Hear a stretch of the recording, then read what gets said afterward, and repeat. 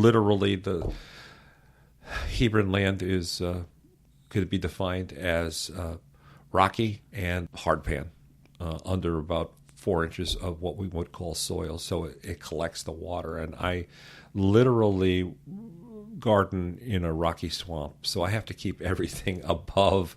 Containers are easy, especially for potatoes. Yeah. I also have raised beds, but I got to keep it above the water Gotcha. level. Where was I?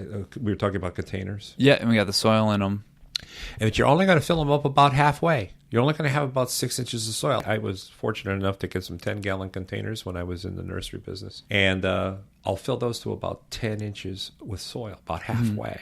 Okay. In any container you want it only halfway. Then take your seed potatoes, cut them up with 2 eyes apiece, put them on the surface. Maybe I'll put 3, no more than 4 pieces in this 10-gallon container, which is what, 1.5 feet across? Yeah, just about. Yeah.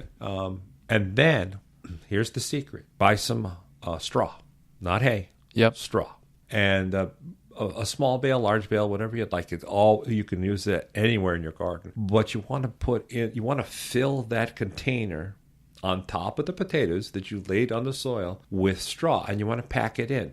The straw comes off the bale in what's called books. They're Bible-sized pieces, but they're called books. Uh-huh. And you can take a whole book and just stuff it in and then fill in the corners, so to speak. But you don't want to put soil on the potatoes. I don't. Instead of straw. And you want enough on there so no light gets down to the potatoes, because once a potato tuber, which is what we're planting, it's a type of stem, not a root, but a type of stem. Once that gets exposed to light, it turns green and then forms a heat-resistant alkaloid, which is poisonous, which gave potatoes a bad name back in the 1700s, Really? 1600s. Yeah. I did not know that. Especially if you're pregnant, you don't want it. Let's say, and this will happen, at least it happens in my household, it's recommended that you don't keep potatoes in the refrigerator. To store them in the refrigerator. So I put them on the refrigerator. But they get exposed to light in my kitchen if I put them on the edge of the refrigerator. Now, okay, it's a kitchen, for crying out loud. You're going to be cooking, so there's no reason why you can't put potatoes on top of the refrigerator. But if you leave them there long enough and take them down, you'll notice that some of them are green. They have a green tint to them. Mm-hmm. Got to get rid of those, because that doesn't go away, and the alkaloids can, make you sick. Gotcha. Yeah. Gotcha. So you pack the container to the top with straw. You sit back and you say, "I'm done." That's it. That's it. That's it. You don't have to. Well, you've already put the fertilizer, the chicken manure in, or commercial fertilizer in the soil. Mix that up, but that's it. And then you wait and you wait and you think, this is never going to work. And son of a gun, in maybe 2-3 weeks' time, depending on the temperature, you'll see the stems coming through the straw. They work their way right through it. They don't push it up. They work their way through it. And it's like a miracle. And then this very lush plant starts to grow, or plants start to grow on top. Somewhere around late June, they'll start to flower. You want to pick the flower buds off. Remember, you don't want the plant to put its energy into producing flowers and then fruit, which are poisonous anyway, so you don't want them. Yep. But you want it to put its energy into the tubers down below. Okay. Okay. So you're kind of managing the plant as it grows. Yeah, you kind of look at it every once in a while and see if you've got any insect damage or flower buds. It's just it's a walkthrough with a cup of coffee in the morning or a glass of wine in the evening. You got to make it easy, Oh, yeah. And this is important in gardening. There are certain techniques that just can't be glossed over. I'll do it because I'm retired once a day, just my walkthrough, and say hello to the chickens, see how many $4 eggs I have, and then pick off insects, or, it's a small patch. Yeah. Did they require, you said you don't want them sitting in water and they need good drainage.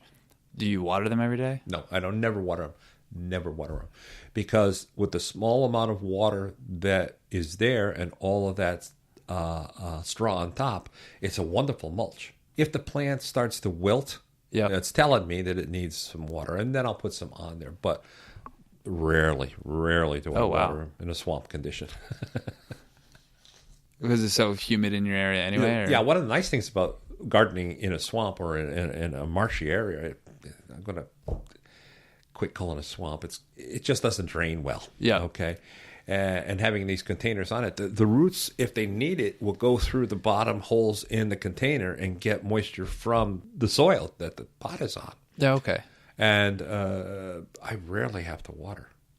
I think there's been a couple of years where I have to do my tomato plants or my pepper plants, but normally I don't.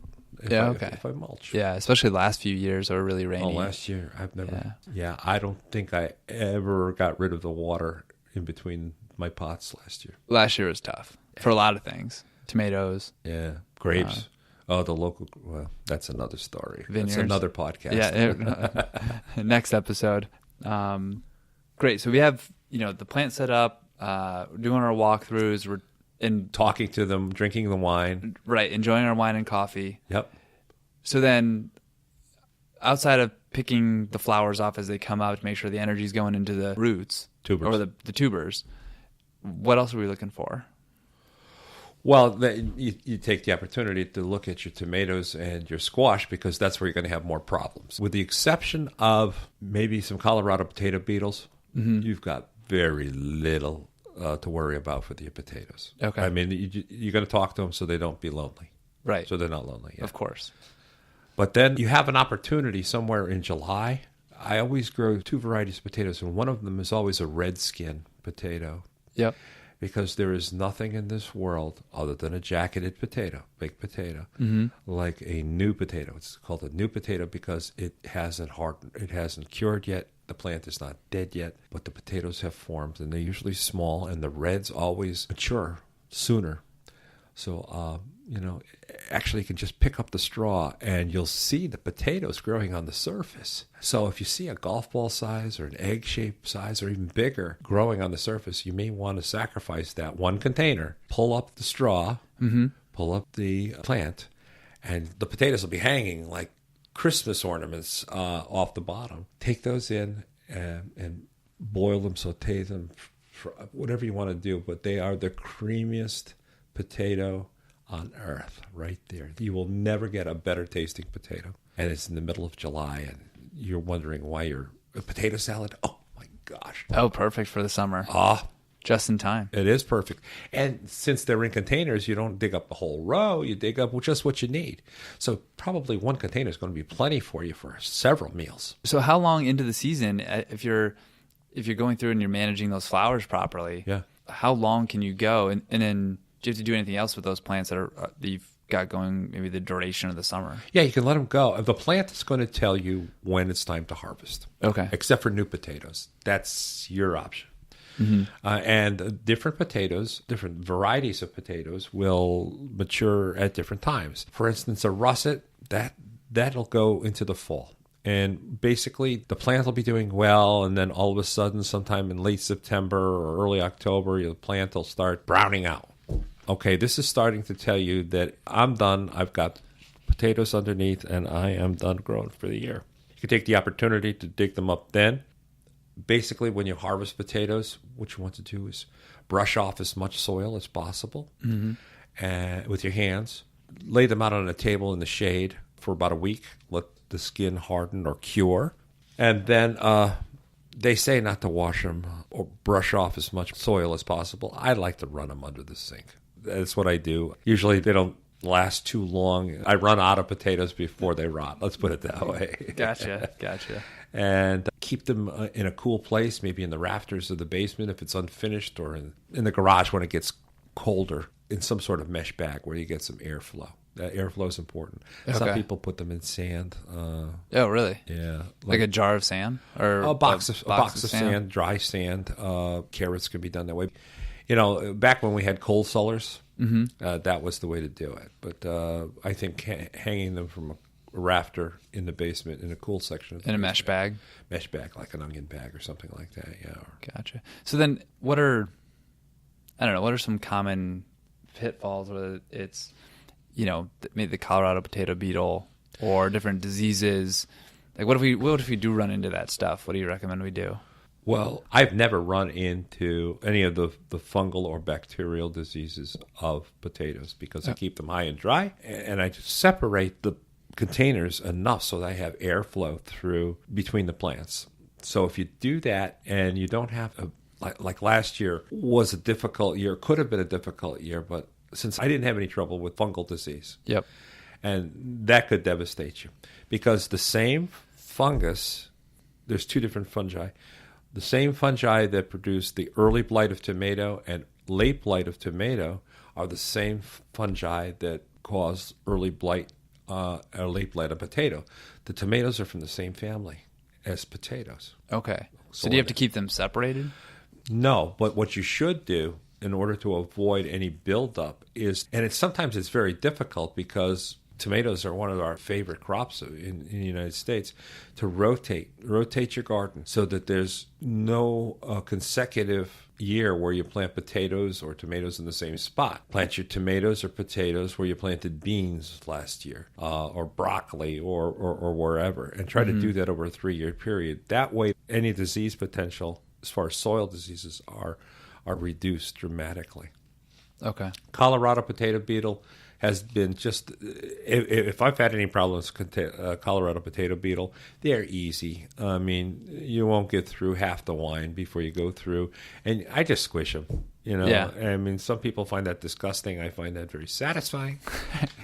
It's easy to locate them because they make little circles at the edge of they chew little circles at the edge of the leaf, and many times they're below the leaf.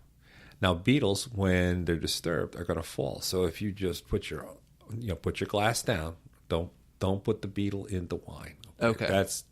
Gotcha. You don't want to catch it in the wine. Don't catch it in the wine, Yep. Right?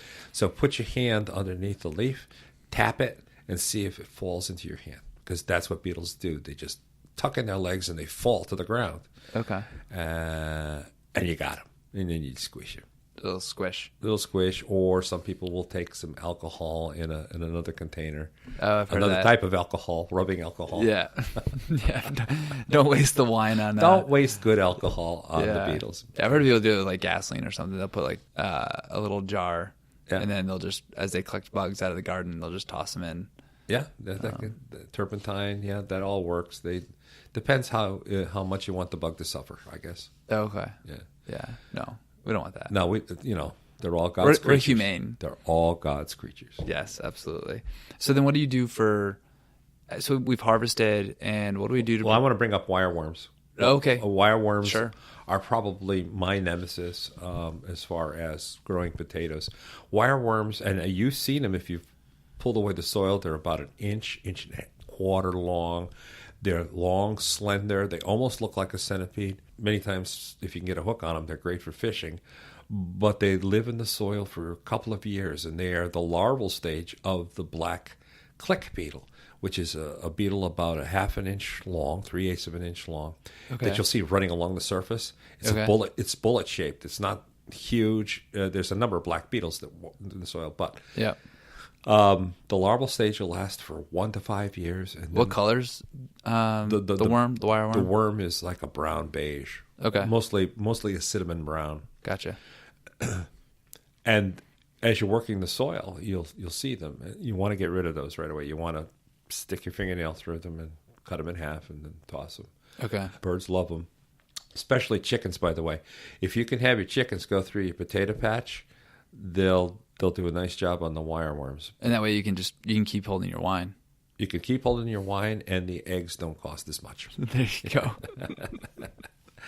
So the best way of getting rid of wireworms or reducing their numbers, because what they'll do is they'll actually bore into, and only a little bit, sometimes not more than a half an inch, but they'll make a burrow in there that turns brown, and it just makes it unappetizing. Okay, if you bite into a wireworm, it's crunchy, but it adds protein, but it's not appetizing. Right. Before, you're going to plant your potatoes for harvest in late May. Okay. Yep. The 2 weeks before then, between April the 15th and April the 31st, you're going to take a regular standard store-bought potato, cut it in quarters, and take a golf ball size of it, maybe if you have a bamboo skewer, that works great, or a toothpick, but you want to put it on the soil that you're going to plant the potatoes in, cover it with about an inch of soil, and leave it there. Now,